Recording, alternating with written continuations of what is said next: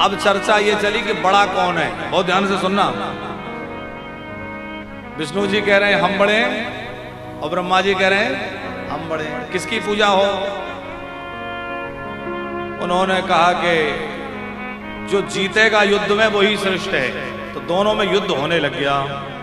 एक और भगवान विष्णु, दूसरी ओर ब्रह्मा जी और उनकी सेना। भगवान विष्णु की भी सेना प्रकट हो गई, ब्रह्मा जी भी अपनी सेना तैयार कर लिए और बड़ा भीषण युद्ध होने लग गया। भगवान विष्णु ने माहेश्वर अस्त्र उठा लिया, ब्रह्मा जी ने पाशुपतास्त्र उठा लिया। अमोघ अस्त्रों का प्रयोग जैसे होने लगा तो देवता घबराए कि यदि ये अस्त्र चल गए तो महाप्रलय हो जाएगा, सृष्टि सब जलकर समाप्त हो जाएगी, बचेगा क्या? दौड़ते भय देवता भगवान शंकर की शरण में गए। महादेव रक्षा कीजिए, महादेव रक्षा कीजिए। भोले बाबा ने कहा तुम सब निर्भय हो जाओ, मैं पहले से ही विष्णु और ब्रह्मा जी के युद्ध के विषय में जानता हूं, मैं वहां जाकर उनके उस युद्ध से मुक्त किए देता हूं। तो जहां दोनों में युद्ध हो रहा था, भगवान शंकर एक पिंड के रूप में, एक ज्योति के रूप में दोनों के बीच में जाके प्रकट हो गए। और वो सनातन ज्योति इतनी दिव्य थी कि ना उसका कोई आदि था ना कोई अंत था। आदि अंत से रहित बड़ी विचित्र ज्योति एक स्तंभ के रूप में वह प्रकट हो गए। दो लोग लड़ रहे हों तो तीसरा बीच बचाव करे, लेकिन द्विवेदी जी दो लोगों की लड़ाई में बीच बचाव के लिए तीसरा वो व्यक्ति ही जाए जिसमें इतना बल हो कि वो दोनों को पकड़ के रोक सके।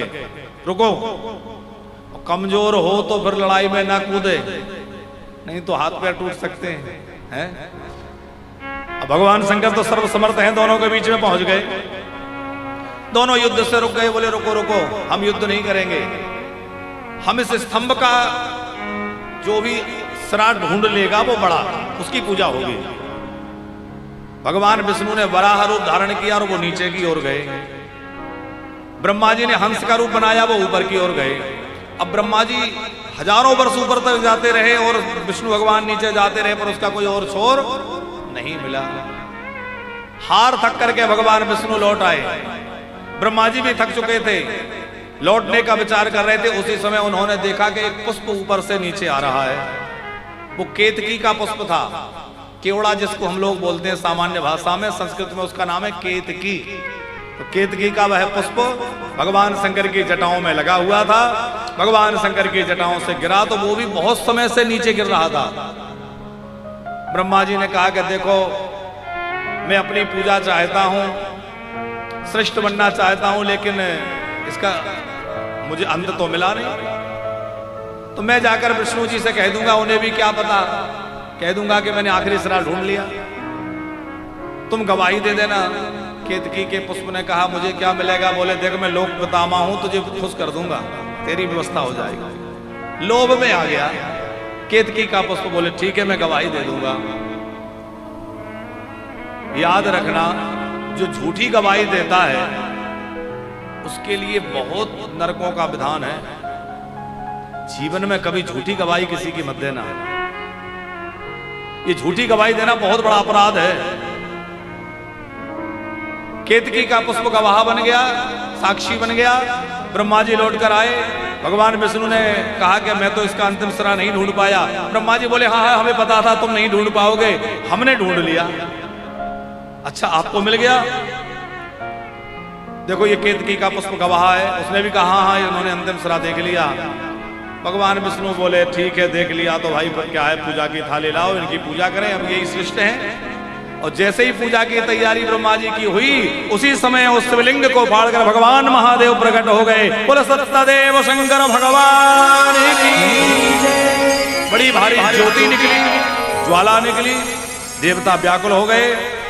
और बाद में देखा कि उसमें से भगवान शंकर प्रकट हो गए। भगवान शंकर ने वहां समझाया भगवान विष्णु को कि तुमने बहुत बढ़िया किया जो असत्य का आश्रय नहीं लिया। मैं तुमसे बहुत प्रसन्न हूं। वत्स प्रसन्नोस्मि हरे यतस्त्वमीश्वरमिच्छसि सत्यवाक्यं ब्रूता त्वे भविता जनेषु साम्यं मया सतकृतिरम्यलब्धा। हे वत्स श्री हरि, मैं तुम्हारी सत्यवादिता से बहुत प्रसन्न हूं।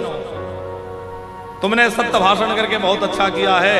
अब तुम्हें मेरी समानता प्राप्त हो जाएगी।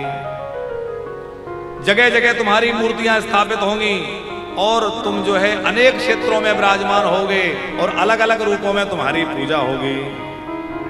विविध अवतार लेकर भक्तों की रक्षा करोगे और विविध अवतारों की उपासना भक्त लोग अलग अलग पद्धति से करेंगे। तो विष्णु भगवान को तो खूब वरदान दिया और फिर ब्रह्मा जी की ओर जैसे टेढ़ी भ्रुकुटी करके देखा तो भगवान शंकर की बाहों के बीच से एक बड़ा भारी वीर प्रकट हो गया, जिनका नाम है वीरभद्र, जिनका नाम है भैरव। वीरभद्र तो वहां प्रकट हुए थे सती माता के पिताजी का इलाज करने। भैरव प्रकट हो गए और भैरव प्रकट भये शिव जी से पूछा क्या आज्ञा है। भगवान शंकर ने कहा कि ये ब्रह्मा ने असत्य भाषण किया है, इनको दंड दीजिए। भैरव ने हाथ में खड़ग ली और भैरव ने ब्रह्मा जी का मस्तक छिन्न कर दिया, मस्तक काट दिया। ब्रह्मा जी को पहले 5 मस्तक थे, एक कट गया, 4 बचे। ब्रह्मा जी चतुर्मुख हो गए। ब्रह्मा जी ने भगवान शंकर के पैर पकड़ लिए। हे महादेव रक्षा करिए, मुझे क्षमा कर दीजिए, क्षमा कर दीजिए। बारंबार क्षमा याचना ब्रह्मा जी करने लगे। अब शरण में आकर क्षमा मांगने लगे तो भगवान शंकर का हृदय तो बड़ा दयालु, भगवान शंकर तो दया के सागर हैं, वह क्रोध शांत हो गया। पर भगवान विष्णु ने भी कहा कि जो हुआ सो ठीक है, पर अब आप इनको छोड़ दीजिए। इनका तमोगुण रूप 5वां सिर कट गया है, अब आप इनको छोड़ दीजिए, नहीं तो सृष्टि कैसे चलेगी। शिव जी ने ब्रह्मा जी से कहा कि तुमने पूजा के लोभ में आकर झूठ बोला, तो आज से तुम्हारा कहीं कोई मंदिर नहीं बनेगा, तुम्हारी पूजा नहीं होगी। स्थान स्थान पर तुम्हारी पूजा के स्थान नहीं बनेंगे, मूर्तियां नहीं रखी जाएंगी, मंदिर नहीं बनेंगे। अब ब्रह्मा जी बड़े परेशान कि हम तो पूजा के लिए ही सारा प्रपंच किए थे, पूजा से विमुख हो गए। पैर पकड़ लिए, कुछ तो कृपा करिए। भगवान शंकर तो दयालु हैं, भोले बाबा ने एक वरदान दे दिया। वरम ददामि ते तत्र गृहाण दुर्लभम परमं वैतानिकेषु गृहेषु यज्ञेषु च भवान् गुरु। मेरा वरदान है कि यज्ञों में प्रधान रूप से तुम्हारी पूजा होगी। यज्ञ में जब तक ब्रह्मा जी की पूजा नहीं होती कोई यज्ञ आगे नहीं बढ़ सकता। आपने देखा होगा जब यज्ञ होता है तो यज्ञ कुंड के दक्षिण भाग में एक ब्रह्म पात्र रखा जाता है। कोई बड़ा सा पात्र होता है, उस पर कुशाक की चट को उसमें ग्रंथि लगा करके रखा जाता है, ब्रह्मा बनाए जाते हैं। यज्ञ में जो ब्राह्मण होते हैं उनमें से एक ब्राह्मण को यज्ञ ब्रह्मा बनाए जाते हैं और ब्रह्मा जी की पूजा प्रधान रूप से वहां होती है। ब्रह्मा जी को वरदान यज्ञों की पूजा का मिल गया। ब्रह्मा जी ने कहा इस तरह से संतुष्ट रहो, ठीक है। केतकी के पुष्प जो था उसको कहा कि अरे केतकी के पुष्प तूने झूठी गवाही दी है, तू मुझे बहुत प्रिय था, मैं तुझे अपनी जटाओं में लगा के श्रृंगार करता था, पर आज से तू मेरी पूजा से बहिर्मुख हो गया, आज से मैं तुझे अपनी पूजा में नहीं लूंगा। इसलिए शिव जी को कभी केतकी का पुष्प नहीं चढ़ता। केतकी का पुष्प दुखी हो गया, मुझे अपने से दूर मत करिए। बोले नहीं, बाकी देवताओं को चढ़ोगे, मुझे नहीं है। केतकी के पुष्प ने फिर पैर पकड़े, मुझे कुछ तो कृपा करिए। तो भोले बाबा ने कहा कि मेरा मंडप जहां कहीं बनेगा तो मंडप में तुम्हारा स्थान रहेगा, लेकिन मेरे पूजा में तुम्हारा स्थान नहीं रहेगा। अच्छा, ये जिस दिन घटना घटित हुई कि भगवान शंकर वो स्तंभ रूप में, लिंग के रूप में प्रकट हुए, उस दिन जो है फाल्गुन मास के कृष्ण पक्ष की चतुर्दशी थी, तो वो शिवरात्रि के नाम से तिथि विख्यात हुई। शिवरात्रि विख्याता तिथिर ऐसा मम प्रिया। भगवान शंकर कहते हैं यह तिथि मेरे लिए अत्यंत प्रिय है। आज के दिन मैं इस लिंग रूप में प्रकट हुआ हूं, ये तिथि मुझे बड़ी प्रिय रहेगी। अच्छा, प्राय लोग ये समझते हैं कि शिवरात्रि में भगवान शंकर का विवाह हुआ है और लोग उत्सव मनाते भी हैं, पर भगवान शंकर का विवाह शिवरात्रि में नहीं हुआ। ये भगवान शंकर के विवाह की तिथि शिवरात्रि नहीं है। शिवरात्रि शिवलिंग के प्राकट्य की तिथि है। भगवान शंकर की बड़ी विशेष तिथि है, बड़ी प्रिय तिथि है, पर विवाह तिथि नहीं है। वो तो हम लोग मना लेते हैं तो अच्छा है, मनाइए, कोई हर्ज नहीं है, लेकिन ये विवाह तिथि नहीं है। एतत् काले तुया कुर्यात् पूजा मलिंग बेरयो कुर्यात् जगता कृत्यम् स्थिति सर्गारिकम्। शिव जी ने कहा, आज के दिन जो कोई मेरी लिंग रूप में अथवा मूर्ति रूप में पूजा करेगा, मैं उसे मनोवांछित फल प्रदान कर दूंगा। वो जो मांगेगा मैं उसको प्रदान कर दूंगा। 1 वर्ष तक विधि पूर्वक मेरी पूजा करने से जितना फल होता है, उतना शिवरात्रि के दिन पूजा करने से फल प्राप्त हो जाता है। शिवरात्रि की बहुत महिमा शास्त्रों में है। शिव पुराण में तो खूब मुक्त कंठ भगवान शंकर खुद कह रहे हैं और नंदकेश्वर ने गाई है। तत फलम मम पूजाया वर्षमेकां निरंतरं तत फलम लभते सद्या शिवरात्रो मदर्चनात्। देखो, हम प्रयास करते हैं कि श्लोक सहित कथा सुनाएं, तो श्लोकों का गायन ज्यादा करते हैं, कथा तो आती नहीं है। कम से कम श्लोक ही सुनाएंगे, कुछ तो कल्याण होगा है? तो 1 वर्ष की पूजा का फल शिव महापुराण में ही शिवरात्रि को लेकर एक उपाख्यान है। द्विवेदी जी, एक बहेलिया था और वो बहेलिया शिकार करने गया। शिकार करने गया तो बहुत समय बीत गया, पर कोई शिकार हाथ नहीं लगा। तो वो एक पेड़ पे चढ़ के बैठ गया। संयोग से वो पेड़ जो था वो बिल्वपत्र का था। वो बिल्वपत्र के पेड़ के ऊपर बैठ गया और अब बैठा बैठा व्यक्ति कुछ ना कुछ करता है, तो वहां से वो पत्तियां तोड़ तोड़ के नीचे फेंकता रहा सहज रूप में। संयोग से नीचे शिवलिंग थे, उसने ध्यान नहीं दिया, तो उसके द्वारा जो तोड़ तोड़ के बिल्वपत्र डाली जा रही थी, उनमें से कुछ पत्तियां तो हवा में दूर उड़ जाती और कुछ पत्तियां शिवलिंग के ऊपर जाके गिर जाती। संयोग से शिवरात्रि थी, पर उसको कोई होश नहीं था। वो तो कोई पढ़ा लिखा नहीं था, जानकार नहीं था, बहेलिया था, शिकारी था। पर वो पत्तियां उसके द्वारा नीचे गिराई जाती रही, शिवलिंग पर गिरती रही। तो संध्या के काल तक ऐसा होता रहा और संध्या तक उसको कोई शिकार मिला नहीं। संध्या काल में भूत भावन भगवान महादेव जो है शिवलिंग से प्रकट हो गए। वरदान मांगो। पैरों में गिर गया, मैंने क्या भक्ति करी, कोई पूजा नहीं, कोई उपासना नहीं, कुछ नहीं किया। बोले, आज महाशिवरात्रि है और तूने इस बिलपत्र को मेरे ऊपर अर्पित किया है, और इन बिलपत्र के अर्पित करने से मैं तुझसे बहुत प्रसन्न हूं। तो जो चाहे सो वरदान मांग ले। भगवान शंकर ने उसको वरदान दिया है। तो अनायास भी शिवरात्रि में कोई शिव जी की पूजा कर दे, उससे भी भोले बाबा इतने प्रसन्न होते हैं। शिवरात्रि के दिन में तो पूजा करें, रात्रि में भी 4 पहर की पूजा करनी चाहिए। जहां वह शिवलिंग प्रकट हुआ, भगवान शंकर कहते हैं ये स्थान लिंग स्थान कहलाएगा। अरुणाचल में वह स्थान, ये अरुणाचल प्रदेश नहीं, ये दक्षिण में अरुणेश्वर महादेव हैं, वहां की कथा है, अरुणाचल प्रदेश की बात नहीं है।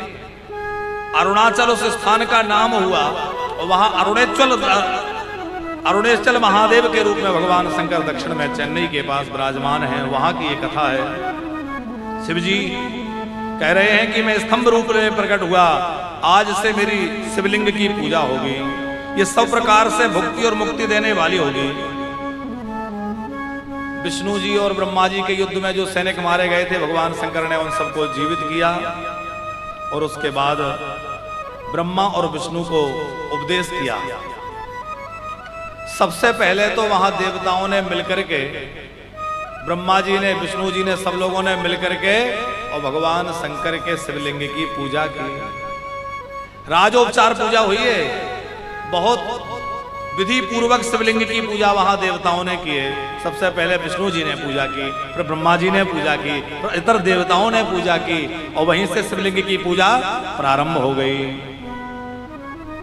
शिवलिंग की पूजा का महत्व विशेष रूप से जो है पार्थिव शिवलिंग की पूजा का महत्व है। आगे हम चर्चा सुनेंगे। ब्रह्मा और विष्णु जी जो है दोनों ने पंचकृत के विषय में पूछा। पंचकृत किसे कहते हैं? शिव जी ने कहा 5 कार्य हैं। क्या क्या? सृष्टि, स्थिति, संहार, तिरोभाव और अनुग्रह।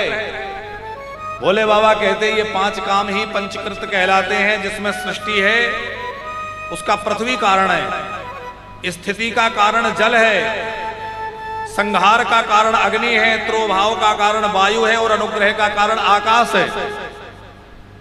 उसमें मैंने ब्रह्मा को सृष्टि के सृजन का कार्य दे दिया, विष्णु को पालन का दे दिया, और मेरे ही अंश से प्रकट रुद्र को मैंने संहार का काम दे दिया, और तिरोभाव और अनुग्रह ये मैंने अपने पास रखा है। ये 2 काम मेरे पास रहते हैं। 5वां अनुग्रह का मतलब है मोक्ष, ये शिव जी के पास है। इसीलिए काशी में मरने वाला मुक्त हो जाता है, क्योंकि भगवान शंकर मुक्ति के दाता हैं। तिरोभाव इन्होंने अपने पास रखा है। काशी मरत परम पद लहि, काशी मरत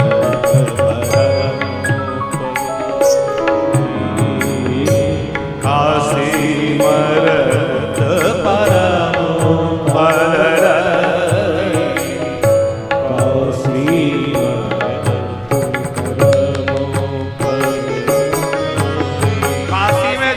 जिसके प्राण छूट जाए वह परम पद को प्राप्त कर लेता है, वह मुक्त हो जाता है। भगवान शंकर मुक्ति के देने वाले हैं। और प्राण कहीं और निकल जाए, उसका शरीर भी पार्थिव देह काशी पहुंच जाए, और उसका संस्कार काशी में गंगा जी के किनारे जाके हो जाए, तो भी भगवान शंकर उसके कान में राम नाम कह के उसको मुक्त कर देते हैं। काशी मरत परम पद लहि, काशी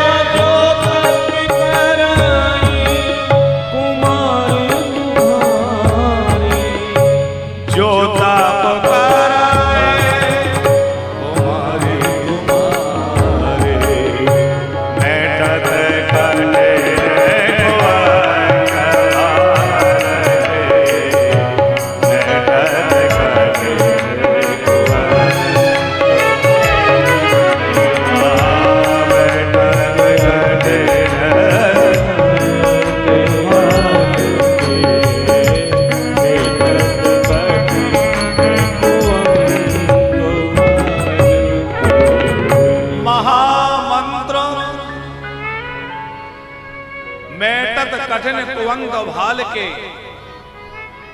हमारे भाग्य में कदाचित टेढ़े मेढ़े कोई अंक लिखे भी हों तो भगवान महादेव उनको भी मिटा देते हैं।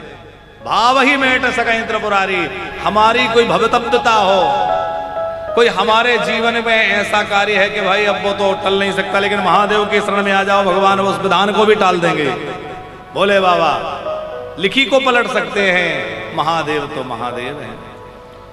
भगवान शंकर कहते हैं मैं तुम्हें ओमकार मंत्र प्रदान करता हूं।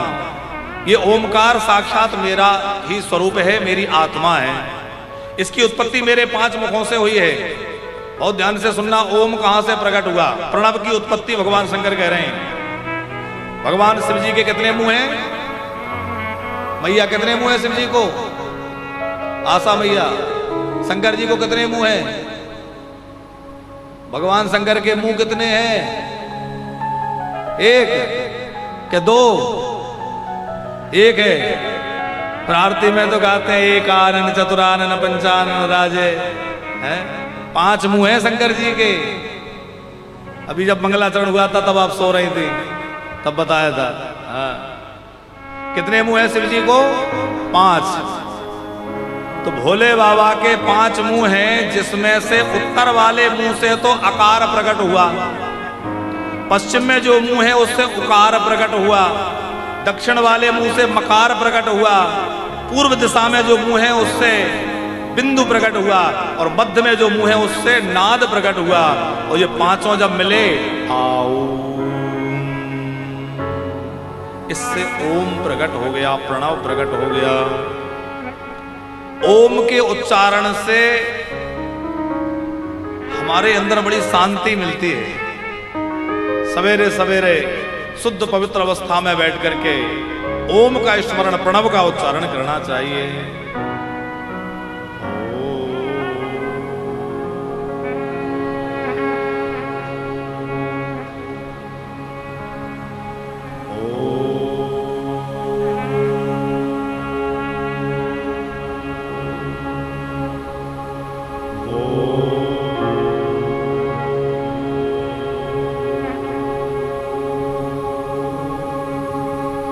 देखो, हमने केवल 3 बार ओम बोला, लेकिन एकदम शांति सा अनुभव हो गया, एकदम अलग वाइब्रेशन प्रकट हो गया।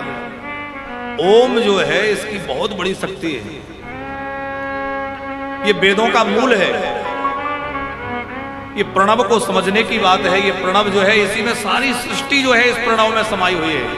सारी सृष्टि ओम में समाहित है।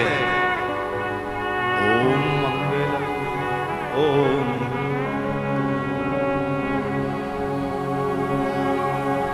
ओम मंगलम ओंकार मंगलम गुरु मंगलम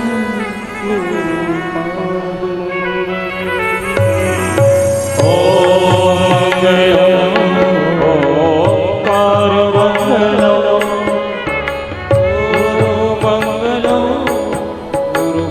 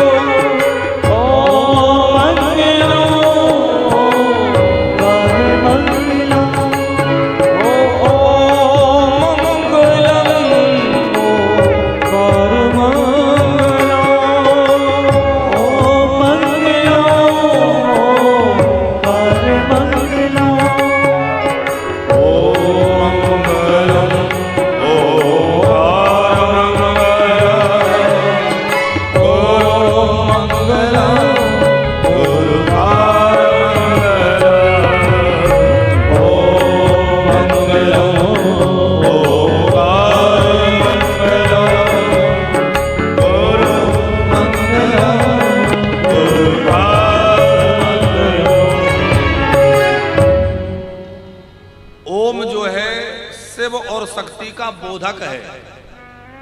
भगवान शंकर कहते हैं इस ओम से ही पंचाक्षर मंत्र प्रकट हुआ। ओम में जो आकार है इससे ना उत्पन्न हुआ, ओम में जो उकार है इससे मकार प्रकट हुआ, मकार जो ओम में है इससे सी प्रकट हुआ, नमः शी। बिंदु से वा प्रकट हुआ और नाद से या प्रकट हुआ तो बन गया नमः शिवाय। माने ओम से ही पंचाक्षर मंत्र प्रकट हुआ, नमः शिवाय। बोलिए नमः शिवाय, नमः शिवाय, नमः शिवाय, नमः शिवाय, नमः शिवाय, नमः शिवाय।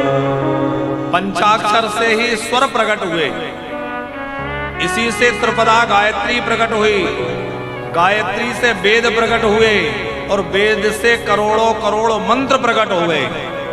तो सबका मूल पंचाक्षर है, सबका मूल प्रणव है, प्रणव का फिर बाद में पंचाक्षर, उससे त्रिपदा गायत्री, उससे वेद और फिर सब मंत्र उसी से प्रकट हुए हैं।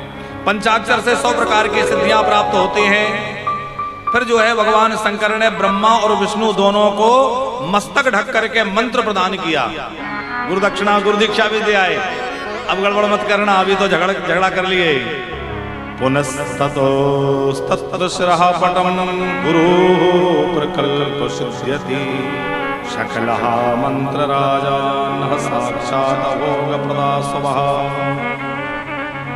भगवान शंकर की बड़ी सुंदर स्तुति उस समय ब्रह्मा जी ने और विष्णु जी ने की है। देव देव महादेव भूता भूत भावना त्राहिणं शरणं पन्ना त्रैलोक्यावनाशि। भोले बाबा की बड़ी सुंदर स्तुति हुई है। भगवान शंकर वहां से अंतर ध्यान हुए। ऋषियों ने सूत जी से पूछा, आप हमें शिवलिंग पूजा का विधान बतलाइए। शिवलिंग की पूजा में कौन सा शिवलिंग विशेष है, सबसे श्रेष्ठ कौन सा शिवलिंग माना जाता है। तो यहां सूत जी महाराज ने कहा है कि शिवलिंग तो कोई सा भी हो, सभी शिव स्वरूप है, तो किसी भी शिवलिंग का पूजन करें, सबका फल है। लेकिन अलग अलग युगों में अलग अलग शिवलिंग की पूजा की महिमा है। अलग अलग वर्णों के लिए अलग अलग शिवलिंग की पूजा की महिमा है। अलग अलग 4 आश्रमी जो हैं उनको अलग अलग प्रकार से शिवलिंग की पूजा का विधान है। कैसा विधान है? बोले सतयुग में मणियों के रत्नों के शिवलिंग की पूजा का महत्व है। त्रेता में स्वर्ण शिवलिंग का महत्व है। द्वापर में चांदी अथवा पारद के शिवलिंग की महिमा है और कलयुग में मिट्टी के शिवलिंग की विशेष महिमा है। पारद शिवलिंग अथवा नर्मदेश्वर शिवलिंग की पूजा करें।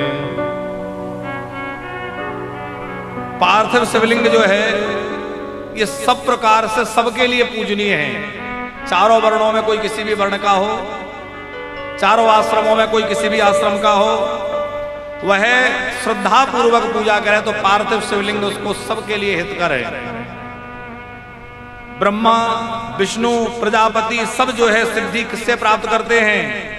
बोले शिवलिंग की पूजा से। हरे रे ब्रह्मा चर्षया सृजा प्रजापत्यस्तथा संपूज्य पार्थिवं लिंगम प्राहुः सर्वेक्षितं ध्वजा।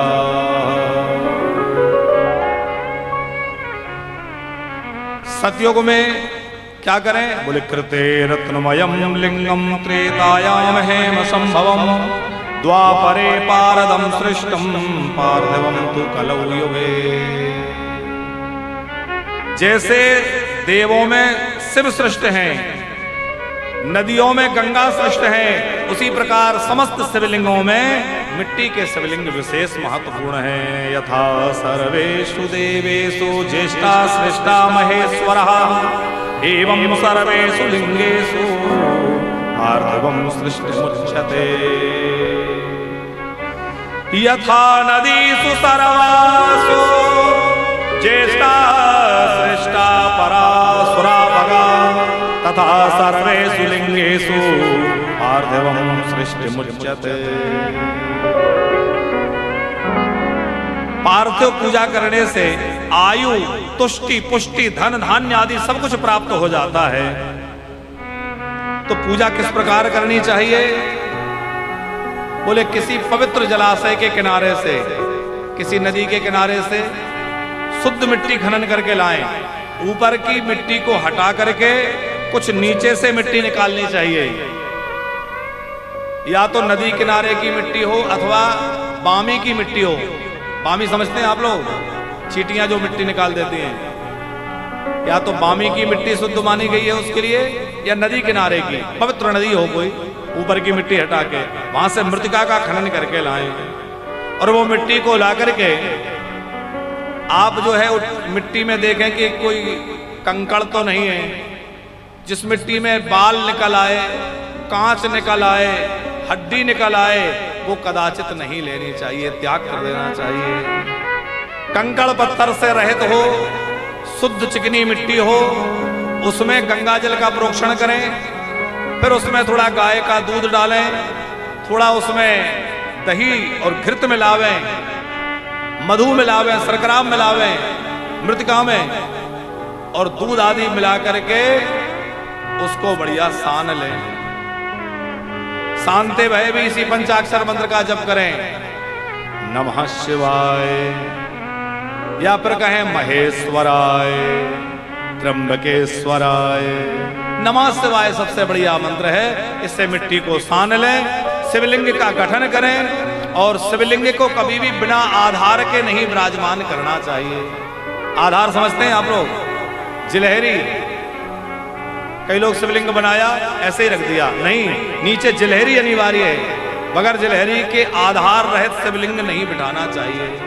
वो पार्वती जी का स्वरूप है, तो जिलहरी पहले बनाए, जिलहरी के ऊपर शिवलिंग विराजमान करें, और जिस धातु के शिवलिंग हो उसी की जिलहरी हो, ऐसा भी विधान है।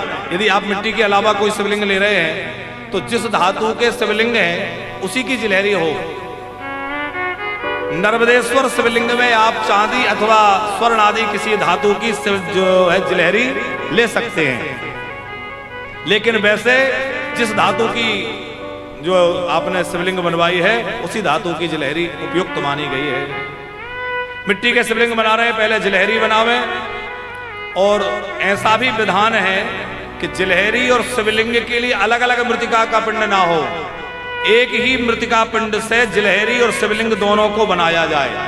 अलग अलग नहीं होना चाहिए, वो जुड़े हुए होना चाहिए। तो जुड़ा हुआ बनाए तो बहुत अच्छा है। मिट्टी को सान लिया, बना लिया, उसके बाद उसी में शिवलिंग बनाए। हमने आरंभ में कहा कि शिवलिंग बनाए तो उनमें नाक, मुंह, कान, हाथ ये सब बनाना वर्जित है, वह निराकार रूप में ही रहना चाहिए। बढ़िया शिवलिंग बना करके और वहां भगवान शंकर के पार्षदों को विराजमान करें, उनके ऊपर नाग स्थापित करें, नंदिकेश्वर को विराजमान करें। बिना नंदी के शिव जी की पूजा कभी पूर्ण नहीं होती। बना सके तो गणेश जी, कार्तिकेय जी बनाए, मान लो नहीं बना सकते तो छोटी छोटी गोलियां बना के ही रख दें, उसी में आवाहन करके पूजा कर लें। ऐसा भी विधान है कि 5 मिट्टी की गोली बना के और शिवलिंग के ऊपर रख दो, उसी में शिव जी के पूरे परिवार की पूजा हो जाती है। आप अलग से नहीं बना पा रहे, इतना समय नहीं है गणेश जी के, तो भाई हाथ पैर सब बनाने पड़ेंगे, नहीं बन पा रहे तो छोटे छोटे बना के ऐसे ही, या तो शिवलिंग के पास में ही वो छोटी छोटी रुद्री जो बनती है, वो रुद्री में सब देवताओं का, गणों का आवाहन कर लें। शिवलिंग के स्थापित करके, गठित करके उसमें पहले आवाहन करें, नमः शिवाय, इस मंत्र से आवाहन करें। आपको कोई और मंत्र याद है आवाहन का तो स्तोत्र आदि पढ़ करके ध्यान करके भगवान शंकर को बुलाएं, हे महादेव आइए और मेरे द्वारा बनाए हुए इस मिट्टी के शिवलिंग में आके विराजमान हो जाइए। महादेव जी को आमंत्रित करें, शिवलिंग में विराजमान करें, फिर प्रतिष्ठा करें। आप कहेंगे प्रतिष्ठा करना नहीं आता तो थोड़ा चावल हाथ में लीजिए, नमः शिवाय कह के शिव जी के पास छोड़िए, शिवाय प्रतिष्ठापयामि, नमः शिवाय प्रतिष्ठापयामि। फिर भगवान शंकर को जो है जल चढ़ाएं। कल्पना ऐसी करें हम भगवान शंकर हमारे घर पधारे, उनके चरण धुला रहे हैं, उनके हाथ धुला रहे हैं, उनको पीने के लिए पानी अर्पण कर रहे हैं और उनके स्नान के लिए पानी जल चढ़ा रहे हैं। इस तरह से भगवान शंकर को जल अर्पित करें। पर भगवान महादेव को गणों की पूजा के पश्चात पूजा करनी है, पहले गणों की पूजा होगी फिर शिव जी की। तो भोले बाबा को दूध से स्नान कराएं, और दूध भी किसका? गाय का, थैली का दूध नहीं, भैंस का दूध नहीं, जर्सी का दूध नहीं, गैया के दूध से शिव जी का अभिषेक करें। बड़ी विडंबना है द्विवेदी जी, हम नंदी जी की पूजा तो करते हैं लेकिन असली नंदी सड़कों पे डंडे खा रहे हैं। हम शिव जी के पास नंदी की पूजा तो श्रावण में खूब कर रहे हैं, हर मंदिर में शिव जी के यहाँ नंदी विराजमान है, सबको खूब दूध चढ़ रहा है, खूब पूजा हो रही है, लेकिन वस्तुतः असली नंदी जो है वो सड़कों में डंडा खा रहे हैं, क्योंकि आजकल बैल का कोई उपयोग तो रहा नहीं। गाय को तो लोग रख भी लेते, लेकिन नंदी बेचारा बछड़ा थोड़ा सा बड़ा हुआ छोड़ के सड़कों पे भगा दिया। अब वो किसी के डंडे खा रहा है, किसी के कुछ खा रहा है। लोग कैसी कैसी बर्बरता करते हैं। हम लोग तो गौशाला जहाँ बनाए हैं वहां नंदियों का रखने का भी सोचा है कि आगे नंदी भी वहां रखेंगे। नंदियों की बड़ी दुर्दशा है। अभी हमारे यहाँ कुछ गाय हैं, अभी कुछ और गाय आनी है, और फिर वो गाय प्राथमिकता से रखी जाएंगी जो गाय अभावग्रस्त हैं, क्योंकि हमारा उद्देश्य कोई दुधारू गाय रख के डेयरी चलाना तो है नहीं। हाँ, थोड़ी गाय दूध वाली है जिससे कि ठाकुर जी की सेवा होने लगी। अब अभिषेक हो रहा है तो नित्य गौशाला से दूध आ जाता है, दही आ जाता है, तो उसका दही बन जाता है। घी निकल आता है तो वो गौ माता के दूध दही घी से शिव जी का अभिषेक होने लगा। ठाकुर जी का मंदिर है, रघुनाथ जी विराजमान हो गए तो रघुनाथ जी को ठाकुर जी के ही दूध घी से भोग लग जाता है, तो ठाकुर जी की सेवा होने लग गई। पर प्राथमिकता गौशाला की यह है कि जो गाय सड़कों पर घूम रही है, जो बीमारू गाय है, जो बुढ़ी गाय है, जो परेशान है, उन गायों को लाके वहां रखा जाए, उन गायों की सेवा हो, तब वास्तव में गौ सेवा मानी जाएगी। तो उन गायों को अभी हम लोग ले आए, अभी कुछ गायों को रखा। अच्छा, लोग इतने स्वार्थी होते हैं द्विवेदी जी, अभी हम लोगों ने कुछ 2 महीने 2.5 महीने कुछ गायों को रखा। वो लोगों के डंडे खा रही थी, हम लोगों ने अपने यहाँ रखवा लिया। अब उनमें से 1-2 गाय ऐसी जो बछड़ा देने का समय आने लगा उनका, तो वो गाय के मालिक नजर रखे रहते हैं, वो आ गए हमारी गाय दे दो, ले गए। हमने कहा भाई ठीक है चलो अभी सेवा करेंगे, ले जाओ। हमने कहा भाई सेवा करना, बोले अब तो हम करेंगे, अब तो बछड़ा देने वाली है, दूध देगी। दूध देती है तब तक रखते हैं, दूध देना बंद किया, निकाल दिया, तो देखते रहेंगे, जरूरत होगी बछड़ा देगी फिर ले आएंगे। ऐसा स्वार्थी समाज है, क्या कहें। तो गाय के दूध से ही अभिषेक करें और असली नंदी की भी सेवा करें, केवल मिट्टी के शिवलिंग नंदी की नहीं, असली नहीं नंदी की भी सेवा करें। कहीं नंदी मिल जाए तो उसको थोड़ा हरा चारा खिलाइए, गुड़ खिलाइए। देखो किसी का मंगल ग्रह बहुत ज्यादा खराब हो तो मंगलवार के दिन नंदी जी को, माने जो वृषभ बछड़े घूम रहे हैं, नंदी घूम रहे हैं, उनको रोटी में रख करके गुड़ खिला दीजिए या ऐसे ही गुड़ खिला दीजिए, आपका मंगल ग्रह एकदम ठीक हो जाएगा। लाल बछड़े को मंगलवार के दिन गुड़ खिलाने से मंगल ग्रह एकदम ठीक हो जाता है। पूरे 9 ग्रह ठीक हो जाते हैं गैया की सेवा से। अलग अलग विधान है सबका, कभी बतलाएंगे आपको। सफेद गाय की सेवा से चंद्रमा ठीक होते हैं, लाल बछड़े को जो है गुड़ खिलाने से मंगल ठीक होते हैं, श्यामा गाय को सेवा करने से शनि महाराज की पीड़ा छूट जाती है। सब ग्रहों का उपाय, और गैया की सेवा करो, हरा चारा खिलाओ, तो गौ माता कृपा करके आपके सारे विघ्न बाधाओं को हरण कर लेगी। गैया मैया के अंदर तो सब देवता हैं, गौ माता प्रसन्न होगी, आपके सारे आदि व्याधि दूर हो जाएगी। तो बिना त्रिपुंड धारण किए हुए, बिना भस्म लगाए हुए और बिना रुद्राक्ष माला पहने शिव जी की पूजा ना करें। बिना भस्म त्रिपुंडेन बिना रुद्राक्ष मालया बिल्वपत्रम बिना नैवो पूजा शिव शंकर बुधा। त्रिपुंड लगाकर, भस्मी का, रुद्राक्ष पहनकर शिव जी की पूजा करनी चाहिए। और शिव पूजा के बाद में यथाशक्ति बिल्वपत्र आदि उपचार अर्पित करें।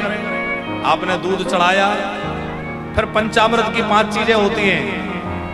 क्या क्या होती हैं सब आपको याद होंगी।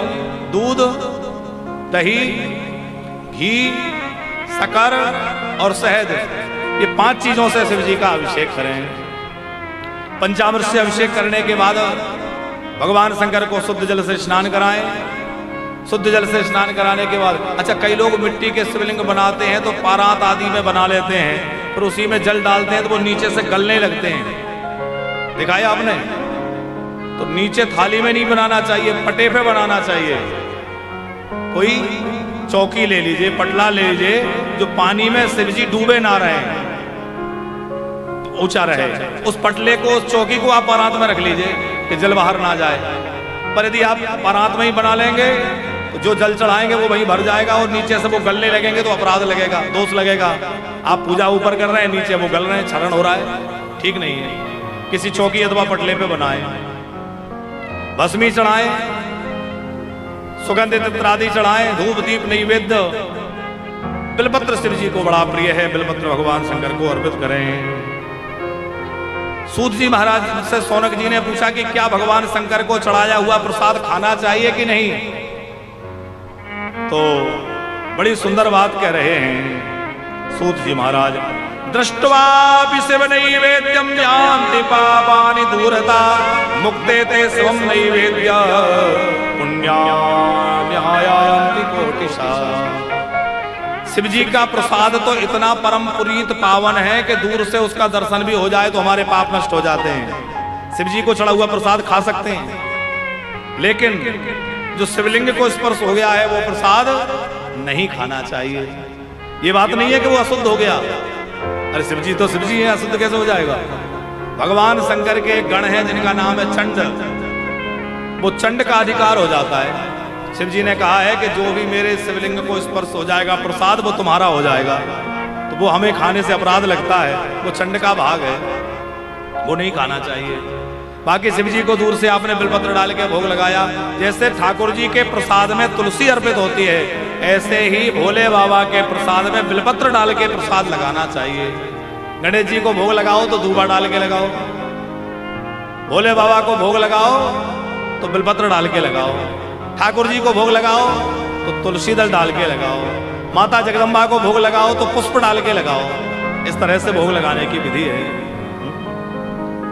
शिव जी का चरणामृत पिए कि नहीं, ये भी प्रश्न सौनक जी ने किया है। स्नापयित्वा विधानेन यो लिंगस्य सगुणोदकं त्रिपवेत्रपदं पापं तस्येह सुविनश्यति। शिव जी का चरणामृत सब प्रकार से पवित्र करने वाला है, जो इसको पीता है उसके त्रिताप नष्ट हो जाते हैं। लेकिन सामान्य शिवलिंग का जल चरणामृत नहीं पीना चाहिए। केवल ज्योतिर्लिंग का अथवा स्वयंभू शिवलिंग का या नर्मदेश्वर शिवलिंग का चरणामृत ले सकते हैं, बाकी शिवलिंगों का चरणामृत नहीं लेना चाहिए।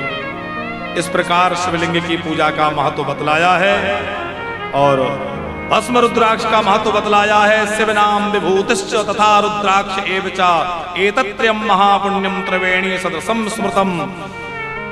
जहां भस्म रुद्राक्ष और त्रिपुंड ये तीनों मिल जाते हैं, भस्म रुद्राक्ष और शिव नाम ये तीनों जहां मिल जाते हैं वहां त्रिवेणी प्रकट हो जाती है। गंगा यमुना सरस्वती के सदृश ये तीनों हैं। शिव नामम यथा गंगा, शिव नाम गंगा के समान है। विभूतिर्यमुनस्यथा रुद्राक्षम विधिना प्रोक्तम सर्वपाप विनश्यति। शिव नाम गंगा है, भस्मी यमुना है और रुद्राक्ष सरस्वती है। इस प्रकार जानना चाहिए। और कनेर का पुष्प भगवान शिव को विशेष प्रिय है। कनेर का पुष्प भगवान शंकर को मिल जाए तो अवश्य चढ़ाना चाहिए। समीपत्र भगवान शिव जी को विशेष प्रिय है, शिव समीपत्र चढ़ाना चाहिए। गुड़हल का पुष्प, लाल पुष्प शिव जी को नहीं चढ़ता है। बाकी आग धतूरा तो सब शिव जी के प्रिय हैं ही, वो सब अर्पित करें। बोले सत्यदेव शंकर भगवान की। महादेव जी के दिव्य चरित्र हैं। अब